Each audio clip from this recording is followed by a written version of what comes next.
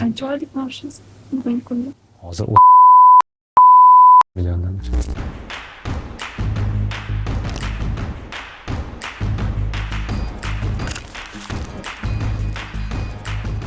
Prezidentimiz aytganlaridek, bugungi renessansni poydevorini qo'yish bu bizning vazifamiz. Men xalqaro tajribani o'rganib, baribir O'zbekistonga qaytish niyatim bor. Qashqadaryo vohasida katta bo'lgan Nuriddin Shermatov. Bizga taklif bilan chiqishi hamda mana shu doktorantura dasturiga qabul qilingan prezidentni shaxsan o'zi yoshlar bilan ko'rishadi. Aytadilar majlislarda, mana menda pul bor, resurs bor, qani shuni qiladigan odam.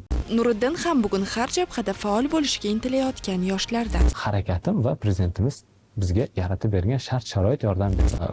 Bu hayotiy zarurat desam ham bo'ladi. Yangi O'zbekistonni qurishimiz uchun albatta doimiy ravishda ilmiy salohiyatimizni oshirish, renessans davrida faqatgina bir sohani mutaxassisi bo'lish, aynan mana shu yaratilgan sharoitdan foydalangan yoshlardan hisoblanadi. 32-bandda bevosita yoshlar parlamenti top mingtaligiga kiruvchi Gdansk universiteti, Polsha davlatida joylashgan. Yilning eng yaxshi yosh huquqshunosi degan nomga ham sazovor bo'lganman. Qahramonimiz huquqshunoslik yo'nalishida tahsil olgan bo'lsa-da, pedagogika sohasini tanladi.